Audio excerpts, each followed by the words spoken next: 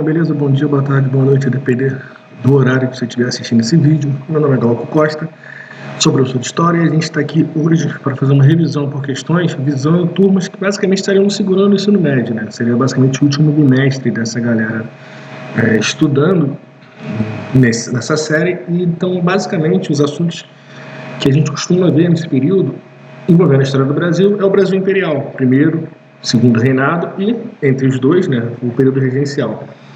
Em relação à América, a gente vê o que a gente chama de América pós-independência, né, que é basicamente o período em que os países latino-americanos, da América do Sul, enfim, também os Estados Unidos, vão, digamos assim, se organizar enquanto nação, né, agora independente, já não mais colônias de países europeus como Espanha, Portugal, Inglaterra e França, né? E na Europa, a gente tem a ascensão do liberalismo, né, o surgimento do socialismo, mas basicamente as revoluções de 1820, 1830, 1840, que vão por fim ao que a gente chama de antigo regime, que é aquele binômio, né, de absolutismo do ponto de vista político e mercantilismo do ponto de vista econômico, que são estruturas que, digamos assim, restringiam a liberdade das pessoas. Daí digamos assim, ascensão, difusão do que a gente chama de liberalismo, beleza? Então, das questões que a gente vai ver a partir de agora, né, das questões que a gente vai ver, o principal assunto, os principais assuntos vão versar sobre esses tópicos que eu acabei de falar, beleza?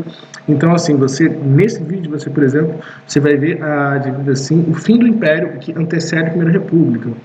Você vai ver como é que surge o socialismo e como é que os países latino-americanos vão se organizar após a sua independência, beleza? E aí, aquele esquema, galera, é um modelo de questões, então eu vou colocar a questão na tela, você pausa o vídeo, responde mentalmente ou anota no caderno e depois a gente vem com a resposta, com o gabarito correto e com as explicações do porquê tal opção não foi colocada como correta, né, e porque a opção certa é a correta, beleza? Então, de novo, galera, é uma forma de exercitar conhecimento, revisar assunto, beleza? Então, vamos lá.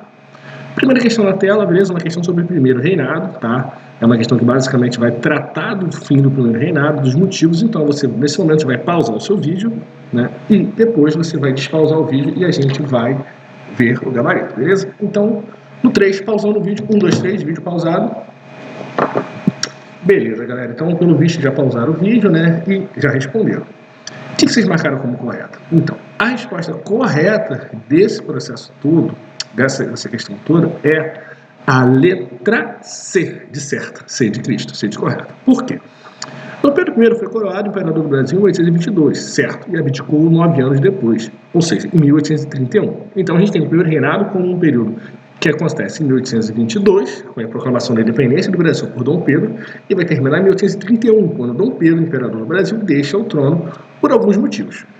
Assinale a alternativa que contenha um dos diversos fatores que contribuíram para essa decisão do imperador, ou seja, foram vários motivos que fizeram com que Dom Pedro tivesse que renunciar, que abdicar do trono. A opção A fala o seguinte: a grave crise econômica é causada pela superprodução do açúcar, que fez baixar drasticamente seu preço no mercado externo, afetando diretamente a balança comercial brasileira. Bom, nesse período que a gente está trabalhando no primeiro reinado, em relação a ciclos econômicos, né, que não é o termo mais correto, mas é o termo que a gente mais trabalha, em relação a essa perspectiva, esse termo consagrado, digamos assim, pelo Caio Prado Júnior, o açúcar já não é o principal produto de exportação do Brasil. Ele é um dos, mas não o principal. De modo que uma crise no preço do açúcar geraria problemas maiores para os seus produtores, especificamente a galera do Nordeste, Pernambuco, desde o período da colonização lá das capitanias hereditárias. Então, assim, não teria não afetaria diretamente a balança comercial brasileira. Poderia contribuir de alguma forma? Sim, sem dúvida alguma, mas não ao ponto de, digamos assim, de prejudicar drasticamente, tá? Isso. Outro fator importante é que nesse período você vai ter oscilações ao longo do século XIX envolvendo o preço do açúcar, sim. Então você vai ter períodos em que você vai ter muito açúcar produzido e pouco açúcar vendido, em que você vai ter períodos em que você vai ter pouco açúcar produzido e muito açúcar vendido. Isso vai ocorrer, essas oscilações vão ocorrer, beleza? Mas isso não vai ser, nesse período de 9 anos do primeiro reinado, um fator determinante para a abdicação de Dom Pedro. A gente sabe que nesse período a gente tem, digamos assim, alguns problemas no Brasil independente, especificamente no Nordeste, a Confederação do Equador, que tem como um dos pontos, de fato, a questão econômica. E aí a questão do açúcar é relevante. Mas isso é um fator para uma, digamos assim, revolta, tentativa de revolta social, né, de revolução social contra o Império Brasileiro, contra a figura do imperador brasileiro. E não um dos motivos para a sua abdicação do trono, tá bom? Por isso que a letra A não é a correta. A letra B fala o seguinte: a pressão exercida pelo governo britânico, insatisfeito com as medidas absolutistas do imperador, em nome da manutenção de uma monarquia condicional, que se esperasse no modelo inglês. Olha, a Inglaterra, ela tem um papel determinante na independência das Américas, sim, das Américas espanholas e também da América portuguesa. Se a gente pensar na questão do reconhecimento externo do Brasil, o reconhecimento da Inglaterra é de suma importância e acontece depois que Portugal reconhece que perdeu a colônia brasileira. Mas essa relação Inglaterra-Brasil não vai ser um fator determinante para a abdicação de Dom Pedro, tá? É lógico que algumas medidas de Dom Pedro podem ter vindo a irritar os ingleses, sim, sem dúvida alguma, mas não a ponto dos ingleses influenciarem na renúncia, na saída de Dom Pedro I do cargo, beleza? A letra D. A grande pressão popular, por meio de manifestações violentas na corte, exigindo do imperador a adoção do voto universal, o fim da escravidão e uma reforma agrária radical. Olha, galera, existiu pressão popular? Existiu, beleza? Por meio de manifestações violentas? Sim, existiu. Um episódio clássico disso é um negócio chamado Noite das Garrafas. Exigiram que o imperador fizesse alguma coisa? Sim. O quê? Não era voto universal, não era fim da escravidão, não era reforma agrária radical, tá bom? O que exigiram foi que o imperador tomasse medidas que agradassem ao povo brasileiro. Uma delas, por exemplo, era não se meter na sucessão do trono português. Trono este que era de direito de Dom Pedro, que ele abriu mão quando seu pai, Dom João VI, morreu em nome de sua filha, que ainda era muito criança e teve dificuldades para, digamos assim, para o grupo que administraria o trono no lugar dela governar, e, enfim, e havia um grande risco de uma outra ala da família dos Braganças, né, liderada pelo irmão Dom Miguel, irmão de Dom Pedro, assumir o trono português, o que fez com que Dom Pedro até se metesse nessa briga. E depois, inclusive, ele abdica do trono brasileiro e vai para lá. Mas não é necessariamente isso que os caras estão falando. Os caras estão falando que a galera queria voto universal, queria fim da escravidão, e não. Boa parte da elite brasileira, da sociedade brasileira que tinha pessoas escravizadas trabalhando para si, não vai ver o fim da escravidão nesse processo, tá bom? Por isso que ela deve ser correta. De fato, Dom Pedro perdeu o apoio de parte da elite política, formada por fazendeiros e comerciantes, sim. Estavam satisfeitos com o quê? Com o autoritarismo de Dom Pedro, evidenciado pela criação e utilização do poder moderador. O que vem a ser o poder moderador? O poder moderador, galera, ele é um poder que foi criado na Constituição Brasileira de 1824, que dava ao Dom Pedro o direito de interferir nos outros poderes. Era basicamente o seguinte: olha, você pode até se eleger deputado, mas se eu não gostar de você como deputado, eu te tiro pelo poder moderador, tá?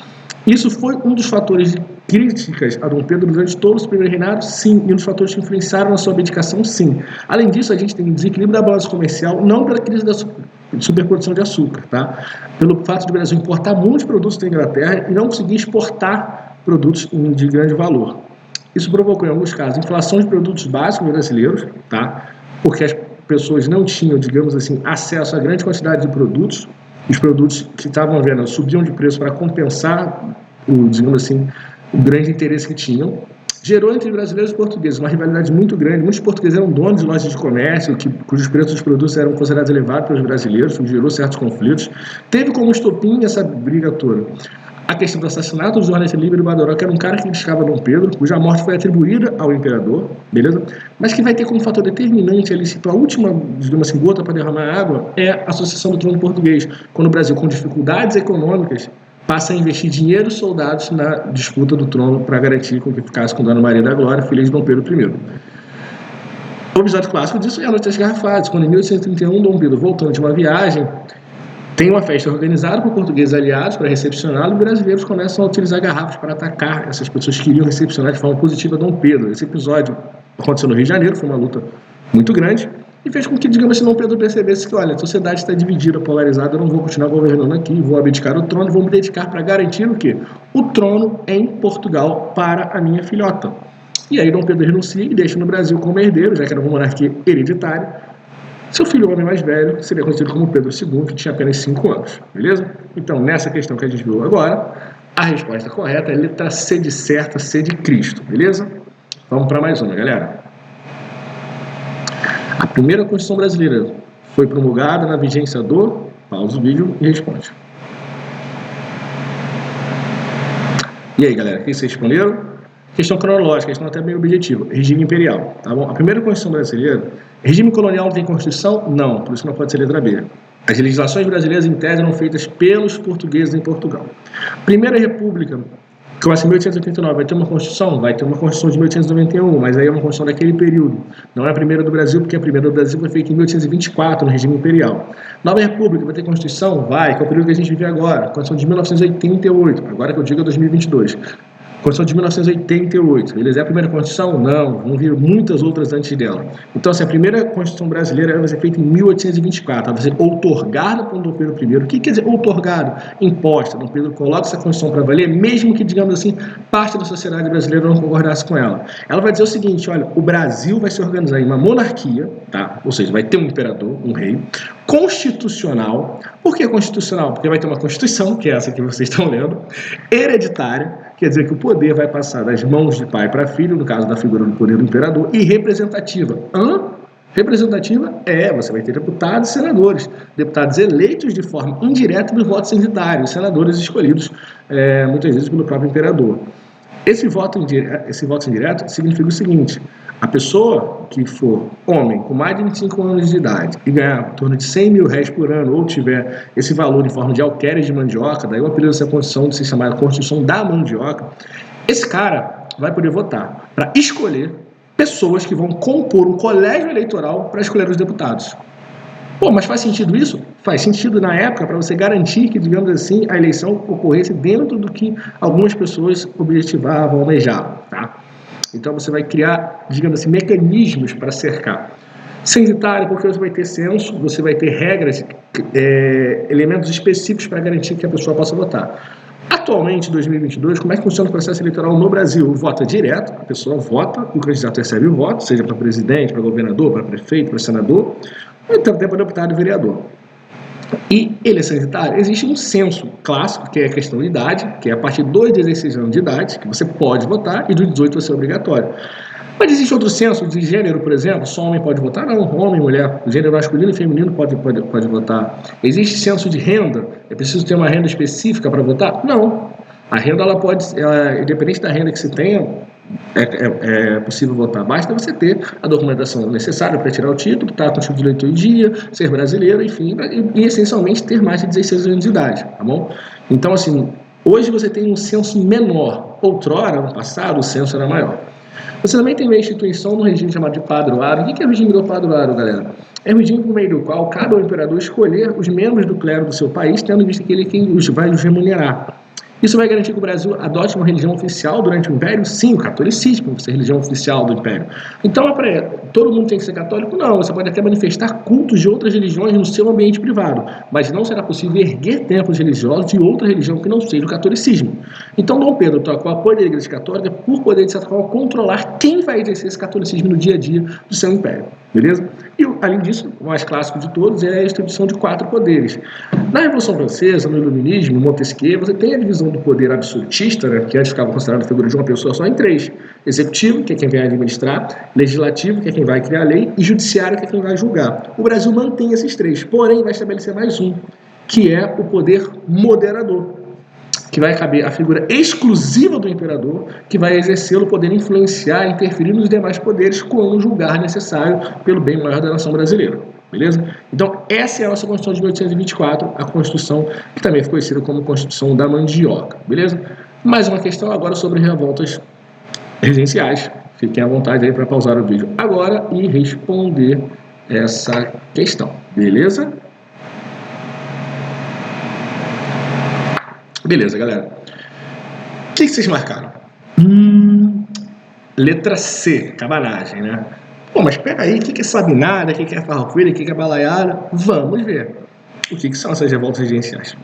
As revoltas regenciais acontecem no período que vai de 1831 a 1840.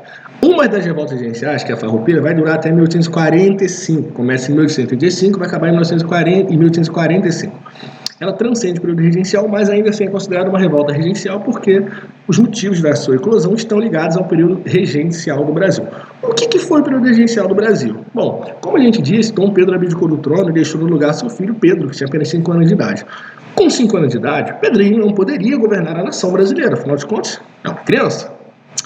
Então, caberiam a adultos que regeriam o Brasil enquanto Pedro crescia. Nesse processo, as pessoas que, entre aspas, iriam governar o Brasil começaram a discutir a forma de fazer isso. E você vai ter essencialmente dois grupos brigando. Uma galera que vai ser, digamos assim, mais conservadora, mais moderada, vamos chamar de liberais moderados, e uma galera mais radical, mais exaltada, que vamos chamar de liberais exaltados. Basicamente é o seguinte, os moderados querem garantir que o poder se mantenha frequentemente mais concentrado na mão do imperador, e a galera mais exaltada vai dizer que esse poder tem que ficar descentralizado entre as lideranças locais, entre as lideranças regionais. Mais autonomia para as províncias, que hoje a gente chama de estados. Ou seja, cada um sabe de si e tem que ter liberdade para resolver os seus problemas, beleza? Essa construção vai gerar alguns embates, principalmente esses embates que a gente chama agora de revoltas regenciais. No Mato Grosso, em 1834, acontecem as Rusgas Cuiabanas. São conflitos entre a elite local e a elite portuguesa que lá vivia.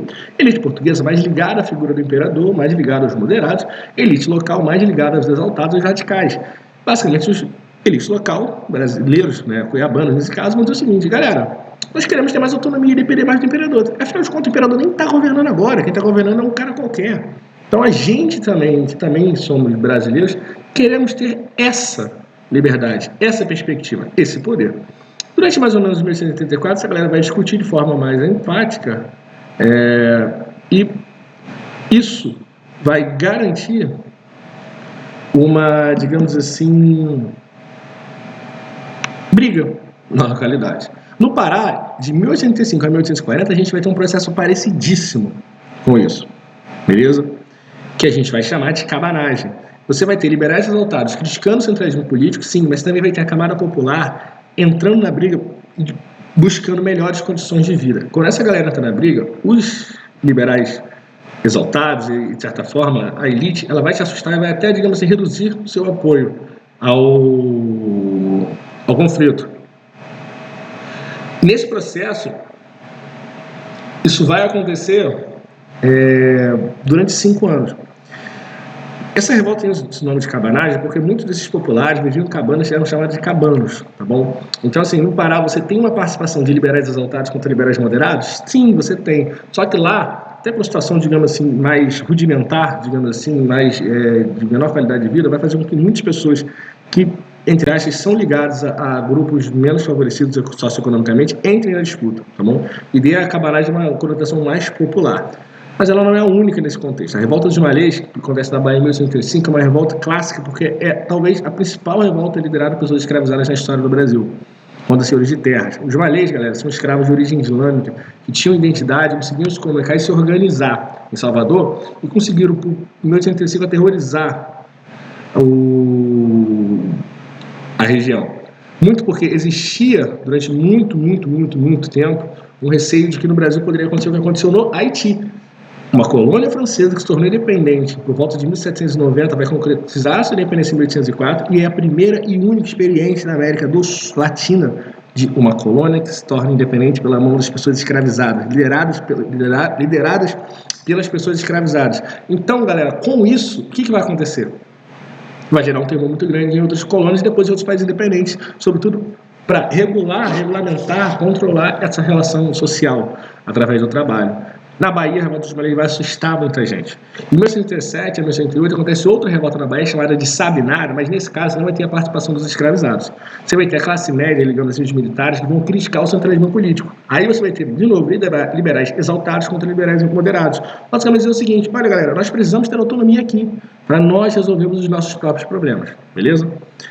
No Maranhão, em 1838 até 1841, vai ter a balaiada, que vai se parecer um pouquinho com a cabanagem, na questão de ter, digamos assim, uma participação grande do que a gente considera de populares, tá bom? Mas aqui também a luta ainda vai ressaltar justamente grupos opostos, tá? Que estão buscando mudar a sua situação, beleza? E aí você vai ter, eventualmente, os moderados e os exaltados se enfrentando. No Rio de Janeiro, em 1838, acontece uma revolta liderada por pessoas escravizadas, mas agora, os caras não estão só pedindo a independência, a sua liberdade, desculpa. Os caras agora estão lutando contra as péssimas condições de vida, chamada Revolta de Manuel do Congo. Ela parece com a dos Malês na questão de ter participação de pessoas escravizadas, sim, mas a dos Malês tem um tamanho, uma proporção muito maior do que foi a Revolta de Manuel do Congo, tá bom? Maior mesmo, a grande revolta regencial, mais famosa de todas, é a Guerra dos Farrapos, que acontece no Rio Grande do Sul e em Santa Catarina, de 1835 a 1845. Basicamente é o seguinte, a elite local, os estanciados, financeiros estão bolados com o governo central, o governo imperial, em relação aos impostos que eles cobram sobre o charque, que é o principal produto que essa galera vende. De uma maneira resumida, é o seguinte: o charque gaúcho tinha imposto mais alto do que o charque uruguaio, o charque argentino, do que a carne. Fazia com que a carne argentina e a carne uruguaia ficasse mais barata no Brasil, o que dificultava, atrapalhava a venda de carne para essa galera. Essa galera vai reivindicar essa liberdade para discutir a cobrança de impostos, até para definir o valor do imposto, vai propor, dentro dessa conjuntura, uma autonomia dessa galera politicamente para escolher os seus próprios impostos, né? O que vai fazer com que o Rio Grande do Sul surja a República do Piratini e, em Santa Catarina, a República Juliana. Durante 10 anos esse conflito vai acontecer e ele só vai terminar quando acontece um acordo de paz entre os rebeldes, farrapos, e o Império. Tá? É feito um acordo e as coisas são meio que colocadas panos quentes para chegar ao fim. Tranquilo?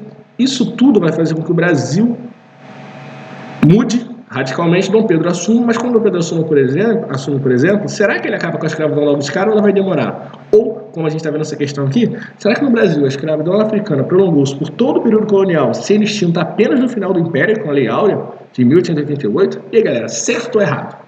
Vamos lá, já sabe, pausando o vídeo em 3, 2, 1. E aí, galera, pausar o vídeo? Certo ou errado? Certo, galera. A gente tem no Brasil a instituição da escravidão, as pessoas escravizadas, né, como base da estrutura social do brasileiro no século XIX. Você tem homens brancos? Tem. Você tem pessoas livres e pobres? Tem. Mas o grosso da camada da população muitas vezes se comporta com pessoas escravizadas. Os homens brancos são os senhores de terras, que, por exemplo, em 1850 vamos criar um negócio chamado Lei de Terras para garantir que a terra só possa ser acessada, acessível, só esteja à disposição de quem puder pagar por ela. Ou seja, se você não pode pagar, você não pode ter terra. Para você ter terra, você vai ter que trabalhar para alguém que é dono daquela terra. Beleza?